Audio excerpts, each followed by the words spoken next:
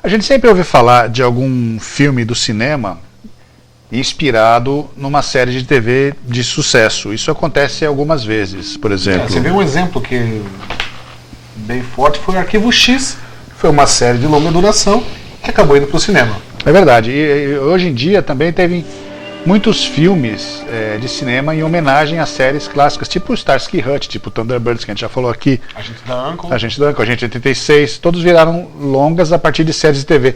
Mas o caminho inverso é um pouco mais difícil. Por exemplo, um filme de sucesso do cinema que acabou virando uma série de TV. Isso acaba acontecendo. MASH é um exemplo, aconteceu isso. Mas um filme de cinema que gerou uma série de TV e um desenho animado, isso é exclusividade do Planeta dos Macacos. Planeta dos Macacos. Distribuição Fox Filmes do Brasil.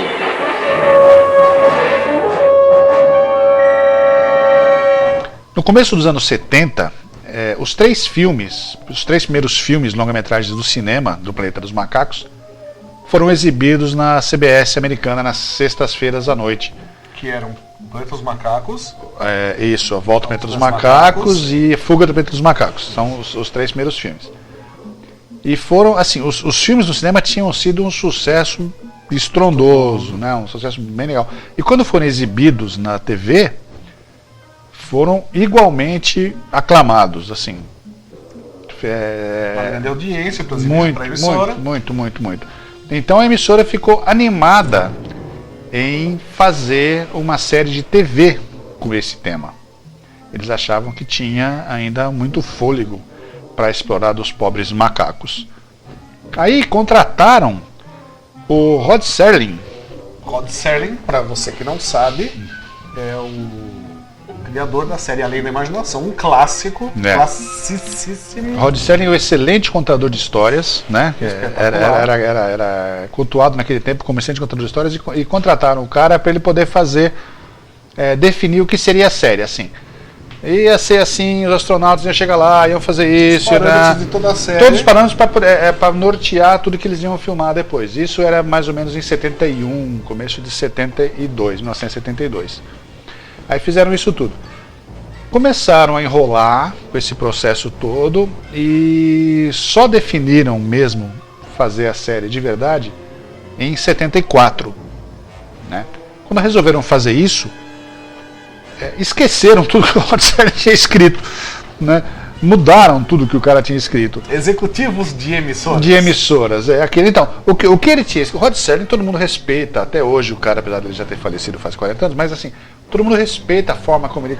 Então o cara sabia o que estava escrevendo. Ele tinha uma visão muito acertada em relação ao que produzia na televisão. Então, era muito a cara dos filmes, que eram um sucesso enorme, viraram mania os filmes. E a série estava muito bem delineada pelo que ele tinha escrito, né? E aí os caras resolveram mudar tudo e bolaram uma série, contrataram outros roteiristas, resolveram realmente que iam fazer essa série e começaram a... escolheram, assim, estavam na seleção de elenco ainda, né? E escolheram para poder fazer o papel principal, que era o coronel Alan Verdon. Eram dois astronautas. No material escrito pelo Rod Serling, tinha o Taylor, que era o personagem principal do filme Planeta dos Macacos, e mais 3 astronautas que, por incrível que pareça, eram nomes diferentes do que tinha no filme, mas tudo bem. Né? E eles caíam lá no planeta e tinha toda essa... parecido com os filmes, as coisas de civilização de macacos e tal. E aí os astronautas depois iam atrás do Taylor, né? Que aí era o Coronel Verdon e o Dr. Kovac. Sam Kovac. Esses eram os personagens da série do Rod Serling. Eles eram enviados pela ANSA, não é NASA, né? ANSA, né? Para poder descobrir o que tinha acontecido com os astronautas que foram antes. Aí chegavam num planeta que eles achavam que era na constelação de Cassiopeia. Chegavam num planeta e descobriram lá que o planeta era regido por macacos. Era uma coisa muito séria e pesada, como eram os filmes, né? Originalmente.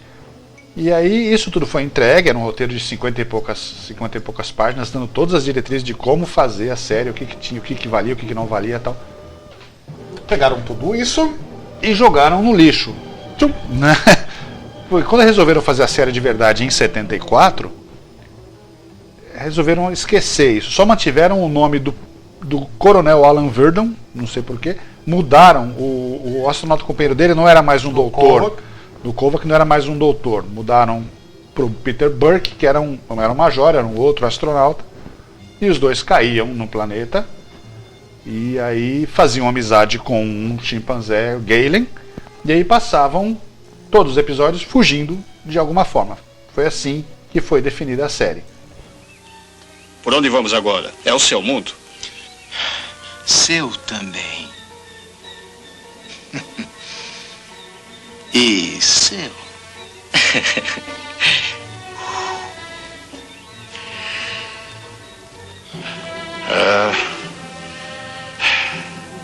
Vamos em frente. A série ia ser produzida pela Fox, como os filmes, e a emissora que ia exibir isso era a CBS, né? Eles estavam tão confiantes que o negócio ia dar certo, baseado no quanto os filmes estavam tão confiantes que não fizeram nenhum piloto, episódio piloto. Já saíram.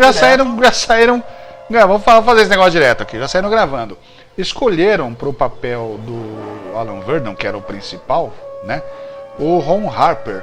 O Ron Harper ele fez os Guerrilheiros nos anos 60. Ele era o Garrison, que o nome da série é Garrison Gorillas. Ele era o Garrison. Então o cara era o pica nas séries Guerrilheiros. Talvez por ser gorila, por isso que chamaram ele? É uma boa, pode ser. Garrison Gorillas. Gorila, né? Não, na verdade o que eles falam é que assim, queriam que alguém que lembrasse o Taylor, o Charlton Heston, que fosse macho, falasse grosso, que nem o Charlton Heston, para poder fazer o seu papel principal, né? O que acontece? O cara foi lá, 50 atores fizeram o teste pro Alan Verdon, pro principal. E o cara, o Ron Harper, ele tava para se casar, né? Ele ia se casar em seguida, foi lá, fez o teste, se casou e foi de lua de mel para Espanha com a esposa dele. Chegou na Espanha, o cara recebeu a ligação do agente, falou: ó, os caras que você tá selecionado, você tem que voltar aqui para fazer um teste agora com o resto do elenco, para ver como é que você sai, né? Aí o cara abandonou a lua de mel, a mulher dele não deve ter gostado nem um pouco. Provavelmente ela ficou com a macaca.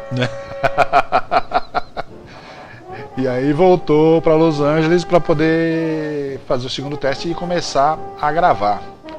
O outro astronauta, o Peter Burke, né, era um cara chamado James Knowlton. Ele não era muito novato, assim, não tinha já muita experiência, mas já tinha feito algumas coisas, uma série que acabou não passando aqui. Tinha feito algumas séries para TV já. E o papel símil principal, as suas macaquices, né, foi o Rod McDowall. O Rod McDowall, quando soube que ia ter uma série de TV do Planeta dos Macacos, ele foi lá e bateu na porta e falou assim: eu quero ser macaco, eu conheço isso mais do que todo mundo. E era verdade, porque ele já tinha todos os trejeitos, ele sabia das manhas da maquiagem, então ele acabou, além de ter sido contratado para ser o papel principal símil, o Galen, ele acabou sendo uma espécie de consultor para os caras da maquiagem, para eles agirem como macacos e tal. O Rod McDowall era um macaco, né, nessa época. Já tinha todo o know-how. Tinha todo o jeitão já. Ele acabou ficando. Então, são esses três aí que ficaram com os papéis. Aí Os cenários. O cenário foi aproveitado da... foram alguns cenários, a cidade, dos macacos e tal, foram aproveitados dos longas para poder diminuir o budget, né? Ficar mais barato. Não.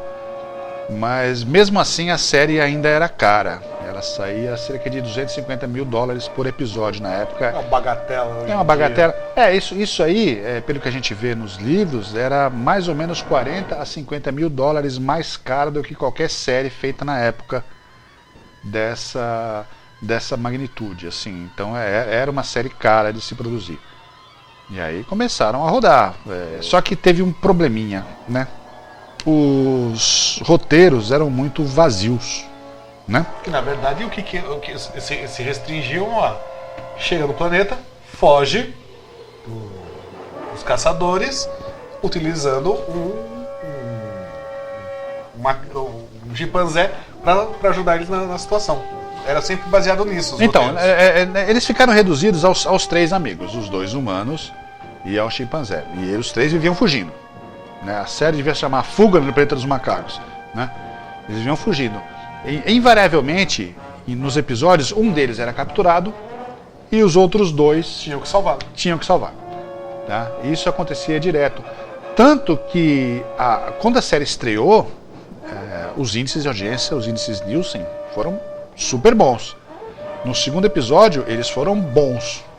No terceiro episódio, eles foram regulares. Entendeu? E no quarto já estavam fracos. Depois do quarto episódio, quando o público percebeu que aquilo não ia sair daquilo, não tinha história, era sempre a mesma coisa, eles pararam de ver.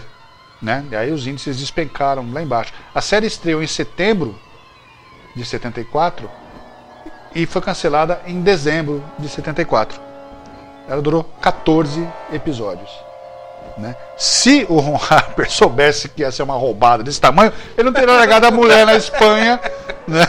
E voltar para poder fazer isso. A Espanha para isso! Pois é, então, se eles tivessem seguido o que o Rod Serling escreveu, a série teria um outro destino. No início, a Fox e a CBS achavam que a série ia durar 3 anos. Pelo menos 3 anos. Era 3 anos. Pelo menos 3 anos. Por conta da mania, da macacomania que tinha naquela época, né? Deram com os burros na água, porque foi muito ruim por conta dos... eles culpam os roteiristas. Mas não os roteiristas faziam o que mandavam. Falou que quando chegava o roteirista lá, que não tinha alguma ação nas primeiras 2 páginas, os caras já jogavam fora o roteiro, nem liam. Né? Então a culpa era dos produtores, não era dos roteiristas. Se tivesse caído na mão do Rod Serling, com certeza teriam assuntos mais densos, que não foram explorados nos longas-metragens, e teria levado a série para um outro nível de público. Tudo que ele escreveu no tratamento do desenvolvimento da premissa da série era interessante, era muito a cara dos filmes. Tenho certeza que isso aí seria melhor, a série duraria que não durasse 3 anos, mas durasse 2, ou uma temporada completa, não seria cancelada às pressas. Sabem, antes de conhecer vocês, eu vivia numa casa confortável. E eu comia uma comida excelente todos os dias. Eu tinha aquela boa vida. E agora olhem pra mim. Você é difícil de contentar. Não gosta de viver uma aventura com chance de ser assassinado por urco? Bom, eu gostaria de uns 2 minutos para pensar antes de responder a questão. E o que diz a emoção e estímulo que nós damos? E todas as coisas legais que você aprendeu? Eu aprendi que a vida é feita de uma série de colinas que eu tenho que escalar para poder descer. O resto do elenco principal trazia o Dr. Zaius. No filme também tinha o Dr. Zaius. Só que isso é uma coisa estranha isso, porque no primeiro filme do cinema, eles chegavam no ano de 3.978, se eu não me engano. Na série, eles chegam no ano de 3090, 3085, para ser mais exato. 3085, ou seja, quase 900 anos antes, né? E aí o Dr. Zaius, que também chamava Zaius, mas deve ser um outro, porque ele deve ser o tataravô, né? ele menciona que uns astronautas já passaram por lá antes, ou seja, tem uma quebra. Ou seja, a cronologia foi pro lixo, beleléu, foi pro beleléu, a cronologia foi pro saco. Então bagunçaram um pouco as coisas. O Dr. Zaius era um ator muito famoso, que tinha feito muita série, muito cinema, muito teatro, chamado Booth Colman. Tá. E o general Urco, ele era o Mark Lenard. Lembra do Mark Lenard? Mark Lenard é um grande conhecido nosso. É, o pai do Spock. Mark Lenard, que foi também, ele foi um Romulano. Foi a primeira vez que apareceu um Romulano na série Jornada das Estrelas, o comandante era o Mark Lenard, que foi lá no comecinho da série. Depois é que ele virou o pai do Spock, no outro papel. Aí foi aí que a gente descobriu que os Romulanos tinham orelhas pontudas como os vulcanos, né? Então, esse Mark Lenard, ele fez o teste para ser o Alan Verdon. Mas aí os produtores falaram, não, você vai ser melhor como o Urco, como o macaco. Ele não queria trabalhar atrás de uma máscara. Ele só aceitou depois que os caras falaram assim, ó, para você poder se expressar direito atrás de uma máscara, você precisa ser muito bom ator. Ahá! Tem que convencer o cara psicologicamente. Psicologia, mano. Aí ele aceitou, e ele foi um excelente Urco, né? Ele foi... Eu arrisco a dizer que a melhor coisa da série é a atuação do Urco. É o que deixa a série não ser maçante, assim, é o Urco. Ele cria toda a dramaticidade da série. Verdade. Não! Killian, você pensou que eu acreditaria numa carta forjada entregue por um macaco mascarado? A carta contém a verdade. Palavra de honra. A sua palavra. A de um criminoso. Um renegado, um fugitivo procurado. Não se mova, Urco. Não se mova você. Saiba que a sua bala não pode impedir que meu dedo pressione o gatilho. Pouco menos de um ano depois da série ter sido escorraçada na programação da CBS, Esse macaco daqui! fizeram macaquices com a série. Aí foi lançada uma série em desenho animado. É que a gente falou no começo do programa, que veio a série. Provavelmente deve ter sido já um contrato fechado, porque uma vez que a outra não tinha dado certo, vamos cortar. O que acontece? A Fox estava insistindo, porque os macacos tinham sido sucesso demais no cinema para simplesmente terem sido abandonados na televisão. Então eles ainda queriam apostar alguma coisa. Será que não foi uma coisa assim, vamos fazer isso pro público infantil? Aí que tá, né? Olha só uma coisa interessante. O desenho foi desenvolvido pela DePatie Freleng, né? Conhecido de tantos desenhos nossos aí. E eles contrataram o Doug Wilde, que tinha desenvolvido o Johnny Quest, exato, que era um desenho feito para crianças, mas que os adultos acabaram gostando mais. Um enfoque muito mais para adulto do que para criança. Aquele tipo de aventura, né? E aí contrataram ele para poder ser o diretor dessa série, desenvolver a série. E o Doug Wilde fez um excelente trabalho, porque a série em desenho animado, ela é, segundo muitos críticos, melhor do que superior à série em live action, a série filmada, né? Os desenhos são muito sombrios. Tem uma coisa diferente nos desenhos. Os macacos eles já são mais evoluídos, então eles andam em carros, eles andam em jipes, eles dirigem caminhões, eles têm televisão, né? E isso de certa forma aproxima um pouco mais a história do livro original do Pierre Boulle, quando escreveu O Planeta dos Macacos, lá que os macacos eram mais evoluídos do que nos filmes. Então o desenho puxava mais para esse lado. As histórias do Rod Serling não tinha essa pegada mais tecnológica, assim, não. Que eles eram mais avançados. Não, as histórias do Rod Serling eram muito baseadas nos filmes, principalmente no primeiro filme. E o primeiro filme, ele já fugia um pouco do livro original do Pierre Boulle, né? Mas o que o Rod Serling escreveu foi baseado no primeiro filme. Ou seja, tinha aquela... O Doug Wilde, quando bolou a forma dos desenhos, ele só tinha visto o primeiro filme. Então, se você prestar atenção nos cenários do desenho animado, tudo a ver com o primeiro filme. São aqueles desertos, aqueles macacos que crucificavam as pessoas de cabeça para baixo naquelas cruzes. Tudo isso tem a ver com o primeiro filme, né? Então, por isso que o desenho é muito mais sombrio do que a série. Armas! Ciência. O Senado tem apenas uma quantia para dar. Com a sua sabedoria, ele decidirá. Mas, Dr. Zaius, o senhor tem grande influência sobre o Senado e nós temos que ter esse dinheiro para as pesquisas. Pesquisas? Ha! Queremos armas. Como a pesquisa vai nos proteger? General Urko, um simples selvagem engana seu exército há meses. Traga-me o humanoide fugido, olhos azuis, e é possível que eu dê o meu voto para os militares. É uma boa troca, Zaius. Eu já vou. Nessa época, as produções animadas de 20 e poucos minutos, como é o caso do Planeta, eles tinham temporadas de 13 episódios. Então, o Planeta dos Macacos, que a série chama de volta o Planeta dos Macacos, teve uma temporada completa. Teve 13 episódios. Ela durou um ano. Um ano depois, a Ruby Spears teve alguns desenhos que a gente conhece, tipo o Bicudo Lobisomem é da Ruby Spears, né? Eles desenvolveram uma outra série animada do Planeta dos Macacos que eles iam desenvolver com a Hanna-Barbera. E apresentaram isso para a Fox, só que isso acabou não saindo do papel. Então, de série animada só temos essa mesmo. Ainda bem, né? Porque já pensou, a Hanna-Barbera ia colocar mais uma mascotezinha, um bichinho. Não fala mal da Hanna-Barbera. Johnny Quest é Hanna-Barbera. Eu sei. Que tem um bandite. Será que não podemos fazer nada? Seguindo aqui a linha cronológica, né? Falamos dos anos 70 e tal. No começo dos anos 80, aquela série que não deu certo, a série live action do Planeta dos Macacos, ela foi reeditada em forma de 5 longa-metragens. Ou seja, 10 episódios de 1 hora viraram 5 longas de 2 horas.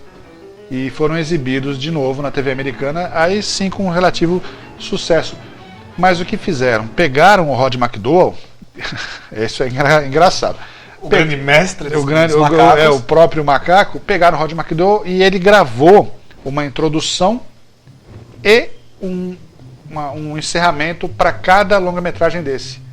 E nessas introduções, nessas inserções do Rod McDowall, mostrava ele já um Galen, né, o personagem do Galen, um macaco já velho, com fios brancos e tal. Ele contava mais ou menos as histórias que iam acontecer. E nessas introduções, ele explica que os astronautas Alan Verdon e Peter Burke conseguiram voltar para a Terra. Depois de voltar para o seu tempo, no caso, né? Depois de acharem a nave, o disco rígido que estavam os dados lá, conseguiram voltar.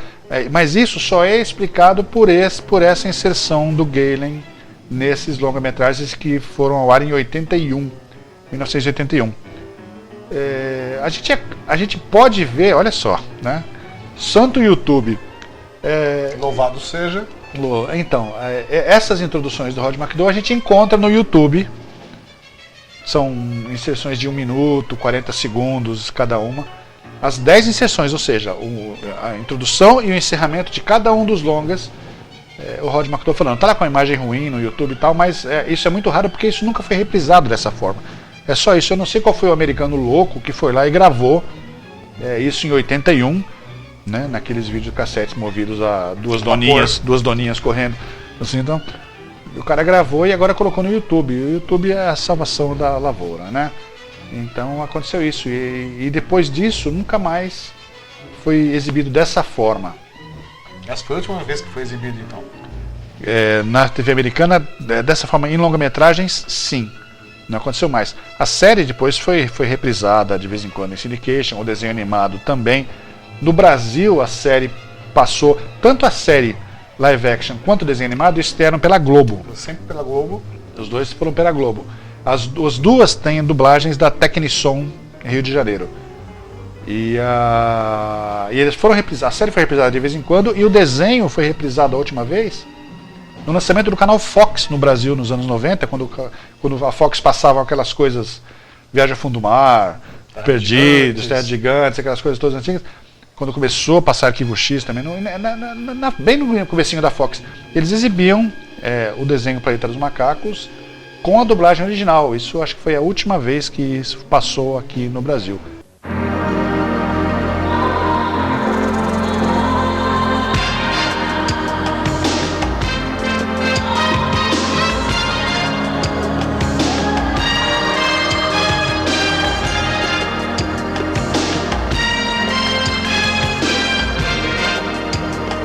Fox, o canal dos seus sonhos.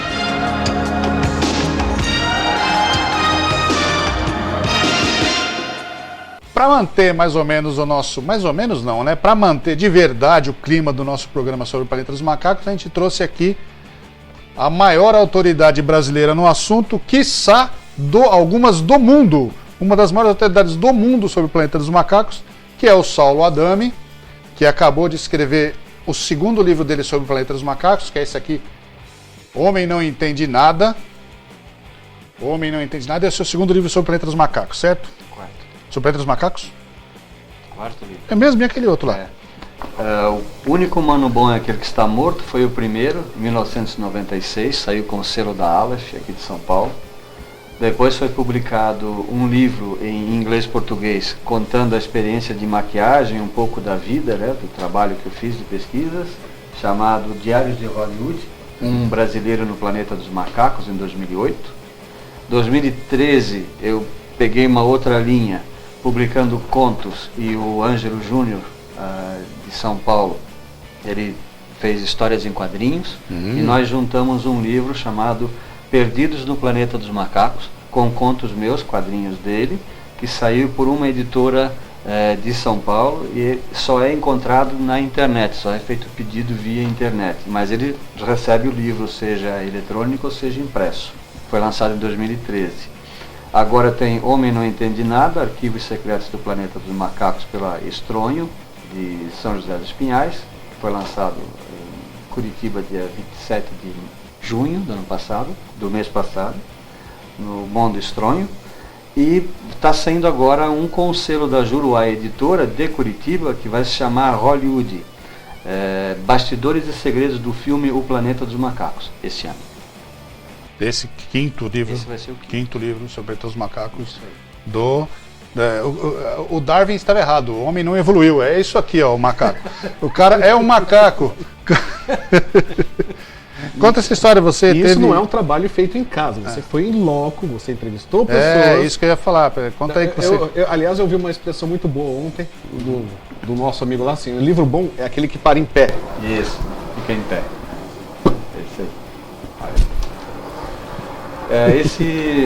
Por que ficou para vocês essa imagem de que é o segundo livro que eu faço sobre o Planeta dos Macacos? Porque esse segundo livro é o segundo livro no estilo do único humano bom é aquele que está morto. Isso. Porque é o livro que mostra a história de bastidores, que mostra como tudo foi feito no filme, maquiagem, figurino, cenário, tudo que se possa imaginar, confecção de roteiros. Ele segue a linha do primeiro, por isso que ele tem essa imagem.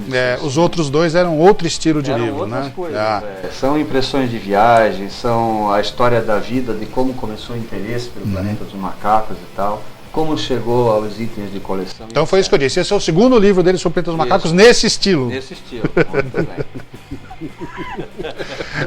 Você foi até maquiado como... Conta essa história. Eu passei pela experiência da maquiagem em Los Angeles em 1999, porque eu já havia feito uma primeira viagem para lá em 98, a convite da organização da Starcom, que porque não foi mais produzida, uma convenção que lidava com cinema, ficção científica e fantasia, e horror também, alguns filmes de horror. E era assim, num grande pavilhão, como eles costumam fazer os eventos de lá, onde a gente podia ter contato com os atores, pegar os seus autógrafos, comprar bugigangas, comprar coisas boas também importantes. Eu fui convidado lá em 98 e recebi o convite para voltar em 99. E quando eu voltei em 99, eu recebi um convite do Bill Blake, que foi aluno de maquiagem do John Chambers, amigo do meu contato principal lá, que é o Jeff Kruger. E foi o Jeff que me colocou em contato com todos os atores e técnicos que trabalharam na série, aos quais eu tive acesso de 1996-7 para cá. Porque quando o único humano bom é aquele que está morto foi lançado, eu peguei uma tiragem dele, em torno de uns 100 exemplares mais ou menos, e tentei fazer com que ele chegasse às pessoas que realmente eu queria que soubessem da existência dele, que eram os atores e tal, aos quais eu não tinha tido acesso durante a pesquisa para o livro. O que adiantava eu escrever para uma atriz como a Kim Hunter e sonhar com o autógrafo dela, se eu não tinha nada para mostrar para ela? Não tinha nada para oferecer, só uma carta. Então eu fiz uma seleção de exemplares, autografei para vários deles com os seus endereços que eu fui conseguindo, e o Jeff foi um grande aliado. Ele não só conseguiu os endereços, como ele abriu a porta das casas de alguns. Que interessante. Porque ele tinha acesso a eles. Que maravilha. E para um fã, meu Deus, né? É o céu. Então por isso que houve um contato com a Natalie Trond, que era viúva do produtor da série, que ela me levou para a Universidade de Marymount, na Califórnia, aonde ela doou todo o material que era do marido dela. Então eram 64 caixas de documentos com tudo que vocês possam imaginar dentro. Desde fotografias dos filmes sendo produzidos, que era aquilo que eu queria saber, como até o bilhetinho lá, o ticket do restaurante que o cara tinha comprado no sanduíche. Tesouro isso é um tesouro. É uma mina de ouro para quem é fã, colecionador e fuçador da história do cinema. Ainda mais esse tipo de coisa que geralmente o pessoal joga fora. Então, joga fora. Até a própria produtora do filme joga isso fora, eles guardaram isso e está disponível para quem agendar hoje em dia e quem quiser fazer uma pesquisa. Quem quiser ir até lá para fazer essa experiência também pode ir, desde que agende. É muito bacana. É assim, é mergulhar na produtora como se ela tivesse em atividade hoje, a gente podendo verificar o que faziam e o que estavam produzindo naquele momento. E como é que foi a experiência de passar pela maquiagem do... Foi fantástico, porque a maior curiosidade, ou uma das grandes curiosidades, era saber como era feito aquilo. A gente assistindo o filme percebe que tem alguns atores que usam máscara de vestir, que é muito diferente da maquiagem propriamente. Então a maquiagem ela era aplicada toda em partes, levava 3 horas e meia em média para aplicar e até 1 hora e meia para retirar. Quando a produção foi avançando, eles conseguiam fazer em 3 horas e retirar em 1 hora. Retirar às vezes demorava mais do que o previsto por causa do tipo de pele dos atores. Quem tinha a pele mais fina sofria muito porque essas laterais aqui do rosto, que são a barba do personagem, que precisava ser aplicada com adesivo cirúrgico. Aí só embebendo com muito álcool e tirando e puxando, mesmo assim. Tem muito trabalhoso isso. Sente, como tirar ponto, né? E alguns atores não queriam isso, não queriam passar por isso. Chegaram até a pensar em usar acetona. Então o Maurice Evans, que fazia o Dr. Zeiss, um dia disse, graças a Deus, eles teriam nos matado, porque eles iam tirar aqui todos os dias, durante semanas, né? Então sobreviveram. Mas a experiência da maquiagem foi extraordinária, tem fotos no livro sobre ela, e mostra o passo a passo, desde a preparação da maquiagem até a aplicação propriamente. Essas imagens aqui foram feitas lá em 1999, né? Todo esse procedimento aqui, e o Bill Blake aqui está trabalhando, que é um maquiador, foi aluno de maquiagem do John Chambers. E aqui tem todo o passo a passo da aplicação da maquiagem, desde a aplicação do T, que é a parte superior, queijo, e as laterais, e assim vai indo. Essa brincadeira aqui são 5 horas, né, para colocar e retirar. Depois a gente fica com essa cara aqui. Esse livro também abrange a série e o desenho animado? Ele faz a trajetória da ideia, desde quando era simplesmente uma ideia na cabeça do Pierre Boulle, que foi o autor também do livro francês, né? Do Rio Kwai, francês. E esse autor, ele foi espião durante a Segunda Guerra Mundial.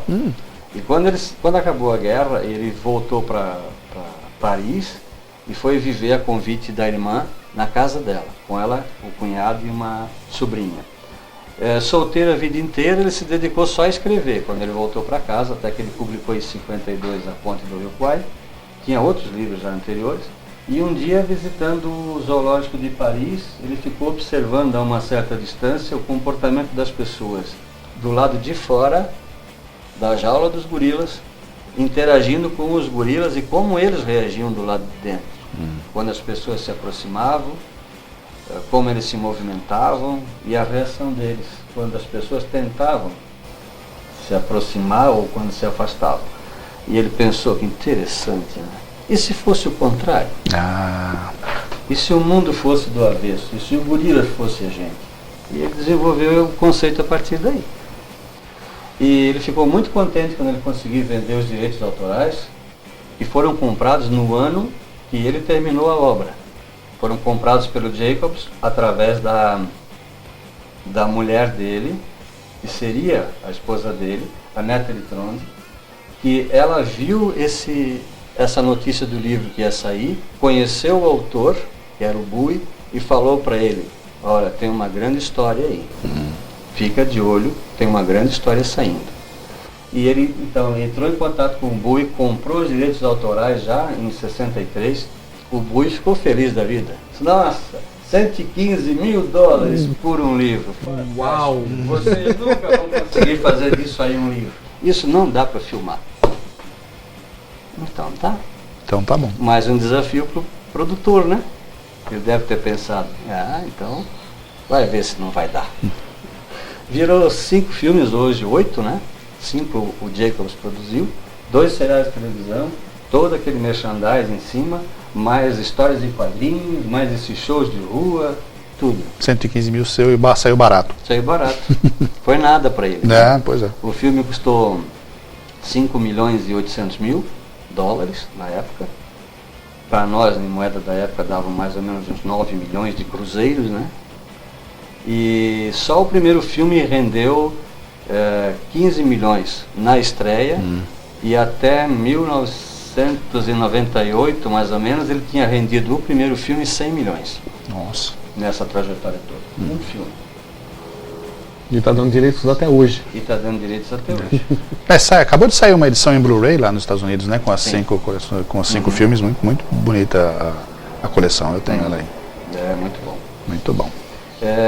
Não só em termos de filmes ou DVD ou Blu-ray que seja, mas assim, continua sendo produzido, continuam saindo histórias ligadas a essa série, livros de fãs que escrevem sobre isso, livros oficiais começam a sair agora, e é uma perspectiva boa, porque algumas pessoas já anunciaram que vem um terceiro filme aí, já está confirmado, julho de 17 vem Planeta dos Macacos, A Guerra, pelo menos esse é o título provisório para o Brasil. Mas os meus amigos que moram lá, que têm contato com pessoas ligadas à produção da série nova, já me disseram que na verdade não são 3 filmes, serão 3 trilogias. Então quer dizer que se sai um filme a cada 3 anos, estão faltando 7. São mais 21 anos. Até os meus 91, mais ou menos 71, 90, estou empregado. Maravilha. Vai sair umas 3 edições revistas desse livro, cada vez com mais páginas. Exatamente. A ideia é a gente atualizar a publicação, a edição dele, com um noticiário novo, filme novo a cada vez que ele estiver saindo. É isso, é o resultado de muito trabalho, dedicação, mas não trabalhei sozinho. Muita gente colaborou, foram mais de 450 colaboradores nesse espaço de 40 anos. 2 estão aqui tomando conta de mim. É engraçado que nós dois nos correspondemos com o Saulo há quase 30 anos. Desde 87. Desde quase 30 anos. E a gente não se conhecia pessoalmente, nos viemos a conhecer agora no lançamento do livro. Isso. E tem outros casos também de outras pessoas que estiveram no lançamento e que eu também me correspondo há bastante tempo, na época da máquina de escrever e da carta à mão ainda. Nós trocamos muita carta. Dos fanzines, e que agora, praticamente 40 anos depois, a gente está finalmente ouvindo a voz, né, que às vezes nem por telefone conversava, porque não tinha acesso. Basicamente um making off de tudo. É uma curiosidade, é um making off de tudo. Do livro a todos os filmes do cinema, cada um dos episódios de serial de televisão está aí esmiuçado, e as outras versões que saíram depois também. Entre os colaboradores aqui está o Eduardo Torelli, que contribuiu em vários momentos do livro. Contribuiu. Ele também tem um livro de Planeta dos Macacos, né? Quando os macacos dominavam a Terra. Isso, exato. Saiu no ano 2000 e fez bastante sucesso também.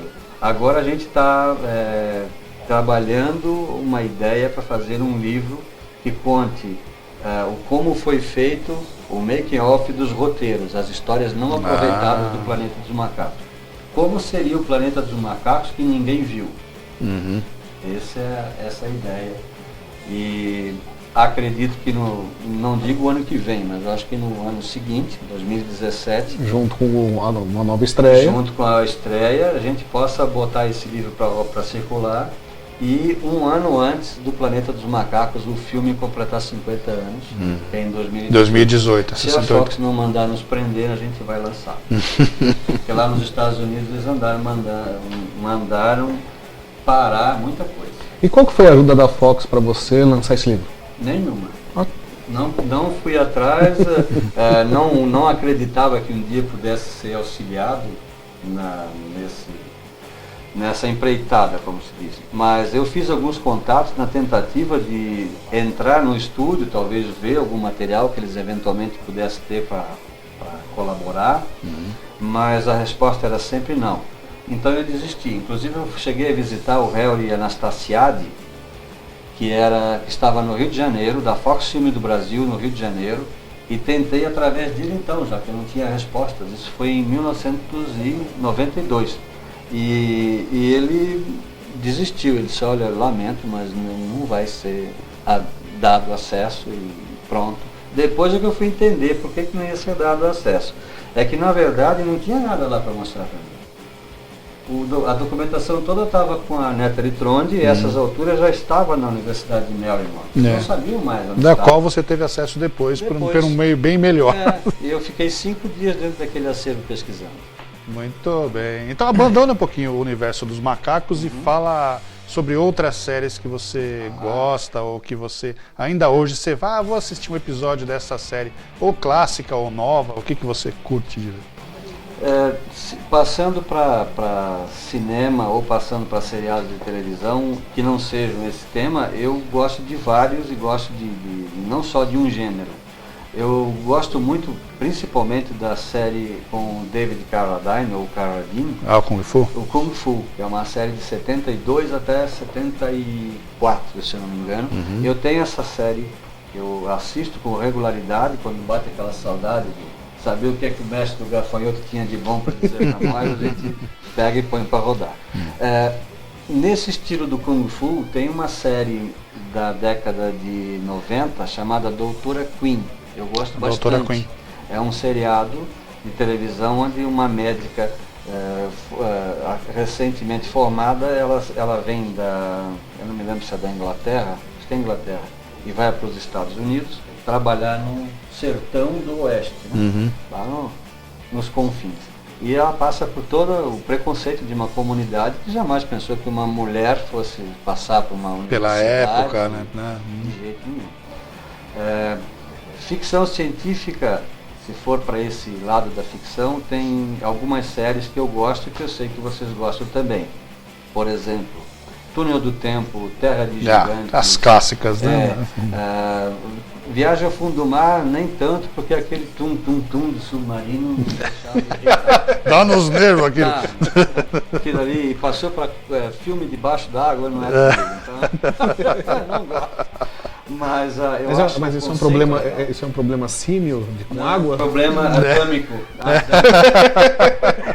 É porque os macacos não gostam de água mesmo, né?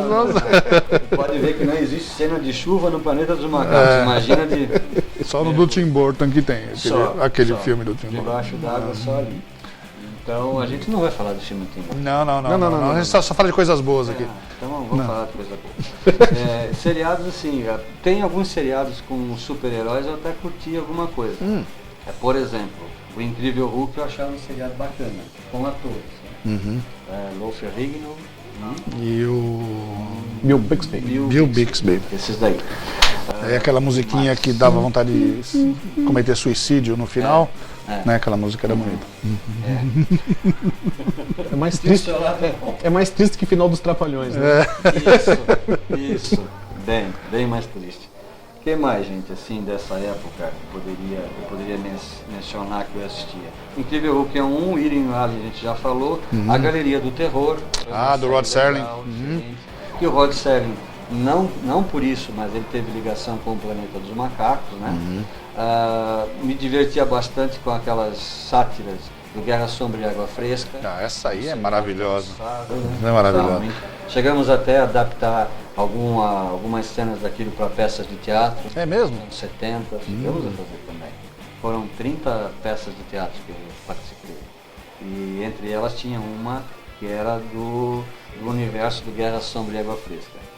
chamava-se Confusão na Companhia C. Mais ou menos com aqueles personagens. E o Agente 86, também era divertido. Que também é outra que é... É o Don Adam. Don Adam. Também me divertia com ele. E depois aquelas que passavam na TV, que todos os garotos assistiam, SWAT, era uma, década de 70, basicamente essas aí. Muito bom. Estamos agradecendo aqui a presença ilustre do Saulo Adami e todas as suas macacadas, né? Obrigado pela sua presença, foi uma honra ter você aqui com a gente, depois de tanto tempo que a gente se fala, finalmente a gente está junto aqui num projeto. Tem mais informações sobre uma série que a gente conhecia, que é uma verdadeira enciclopédia. É verdade. E vocês, pessoal, curtam o nosso programa. Compartilhe, clique no joinha, aquela história toda que a gente sempre pros amigos, fala. Clica aqui. Esse aí e tal. E vejam os making-offs. E veja o programa até o fim, viu? Porque o programa até o fim é legal. O fim é o mais legal. Mas se ele chegou até aqui, ele já chegou até o fim. Então, na próxima vez a gente fala isso no começo do programa. É verdade. Até o próximo programa, gente.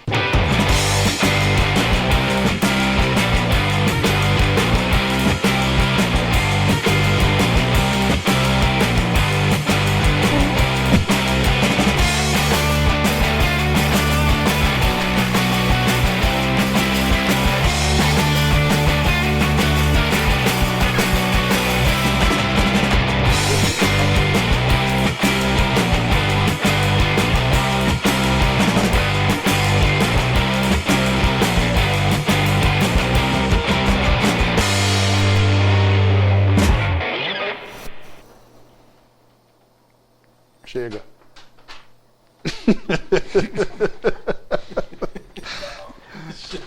Teria ficado legal. Essa história é muito engraçada. A gente logo vai precisar mudar, porque tá ficando muito repetitivo. Começa. Afundando lá. Agora você aparece, né, Piriguete? Esse brinquedinho que dá corda e aí fica... Eu sempre procuro sair pra comprar pra aqui, mas não tem, eles não lançaram. Eu vi um cara que fez